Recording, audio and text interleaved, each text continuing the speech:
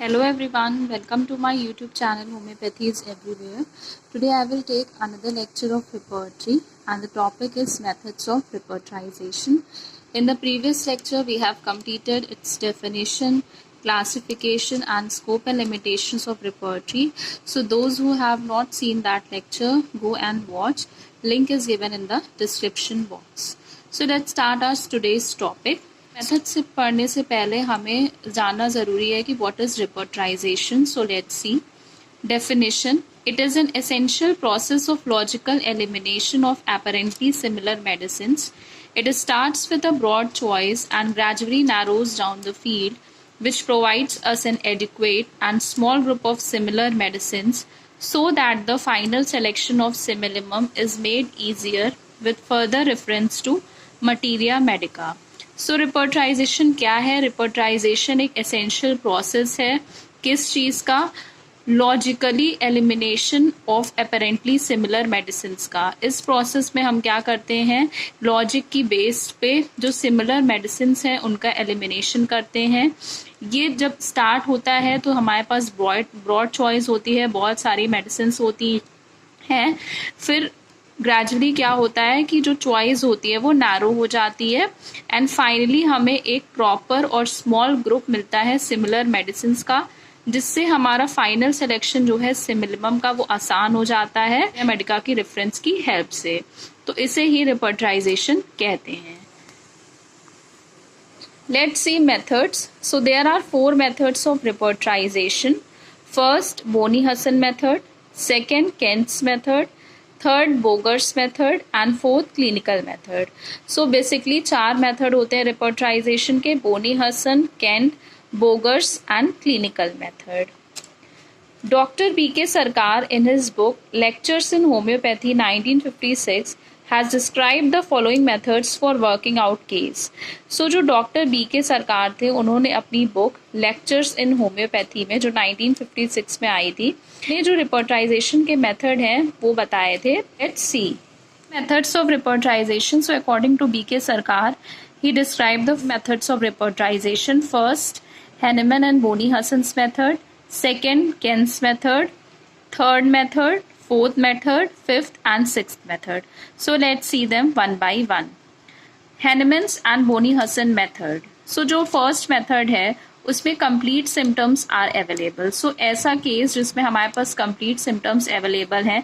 complete symptom जैसे सबको पता है उसके 4 components होते हैं: location, sensation, modality, concomitants. तो ऐसे केस में हम Hahnemann या Boni-Hassan method यूज करके केस को रिपोर्टराइज करते हैं. Second, Kent's method. Kant's method में अगर हमारे पास किसी केस में जनरल सिम्टम्स या पर्टिकुलर सिम्टम्स अवेलेबल हैं तो उस मेथड को रिपोर्टराइज करने के लिए हम केंट्स मेथड यूज़ करते हैं, जिसमें जनरल सिम्टम्स में 2 टाइप के सिम्टम्स होते हैं: मेंटल जनरल्स और फिजिकल जनरल्स. और पर्टिकुलर सिम्टम्स जो किसी भी पर्टिकुलर पार्ट या ऑर्गन से रिलेटेड होते हैं केस में हम केंट्स मेथड से रिपोर्टराइजेशन करते हैं.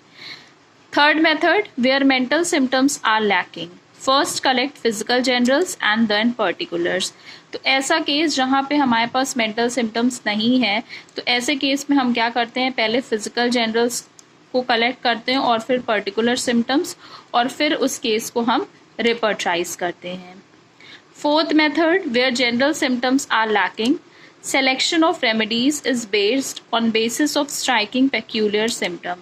So ऐसा केस जहाँ पे हमारे पास जनरल सिम्टम ही नहीं है, लैक कर रहे हैं, तो उस केस में हमें क्या करना है? उस केस में हमें जो सिलेक्शन है वो स्ट्राइकिंग पेक्यूलियर सिम्टम की बेसिस पे करना है. ऐसे केस में हमें पेक्यूलियर सिम्टम को कलेक्ट करना है और रेमेडी का सिलेक्शन करना है. Fifth method, case having common symptoms और पैथोलॉजिकल सिम्टम्स. तो ऐसा केस जहाँ पे हमारे पास कॉमन सिम्टम्स या जो डिसीज़ की डायग्नोसिस के सिम्टम्स हैं वो अवेलेबल हैं, तो ऐसे केस में हमें ये मेथड यूज़ करना है. इसके अलावा इस मेथड में हमें फॉलोइंग पॉइंट्स को भी अपने माइंड में रखना है जब हम केस रिपोर्टराइज कर रहे हैं. तो वो पॉइंट्स कौन कौन से हैं? Let's see them.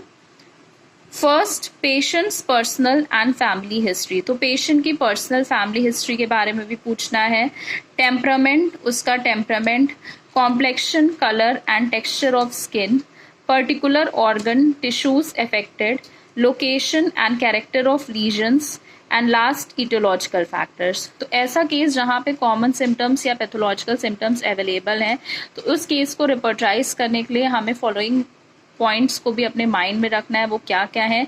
पेशेंट की क्या पर्सनल हिस्ट्री है, क्या फैमिली हिस्ट्री है, पेशेंट का क्या टेम्परामेंट है, उसका कॉम्प्लेक्शन कलर क्या है स्किन का, कौन से ऑर्गन या टिश्यूज अफेक्टेड हैं, एंड जो लीजन्स हैं उसका लोकेशन या कैरेक्टर क्या है, और उसकी इटियोलॉजिकल फैक्टर्स, उसके कॉजेस क्या हैं। इन सब पॉइंट्स को भी माइंड में रखना है केस को रिपोर्टराइज करने के लिए।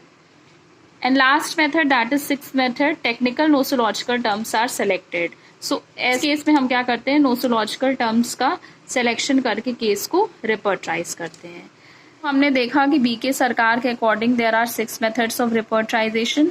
First method is Hahnemann's and Boenninghausen method. Complete symptoms available होते हैं और उसकी बेसिस पे हम रिपोर्टराइजेशन करते हैं। Second, Kent's method, general and particular symptoms are used for repertorization. Third method, the case where mental symptoms are lacking. So in that case, we first collect physical generals and then particulars. Fourth method, ऐसा case जहाँ पे general symptoms lack कर रहे हैं, तो जो selection है remedy का वो striking peculiar symptom की बेसिस पे किया जाता है. फिफ्थ मेथड, ऐसा केस जहाँ पे कॉमन सिम्टम्स या पैथोलॉजिकल सिम्टम्स अवेलेबल हैं। रिपोर्टराइजेशन में हमें कुछ और पॉइंट्स माइंड में रखने होते हैं जो कि हमने देखे। पेशेंट की पर्सनल फैमिली हिस्ट्री, उसका temperament, complexion, organ tissues affected, location, character of lesions and etiological factors, and last method where the technical nosological terms are selected. So this is all about the methods of reporterization. Basically हम कहते हैं कि 4 method होते हैं repertorisation के, Boenninghausen method, Kent method, Boger method and clinical method. इन्हीं methods को B K Sarkar ने इलैबोरेट करके बताया है following 6 methods of repertorisation. This is all about today's lecture. हमने पढ़ा रिपोर्टराइजेशन क्या होता है एंड उसके मेथड्स पढ़े। This is an important topic and it is usually asked in the examination. So I hope you have understood the topic. I have tried to explain it as easy as possible. If you find my lectures useful, then do like and share with your friends and batchmates and comment in the comment section. Like, share and subscribe to my channel. Thank you all. Bye bye. See you tomorrow.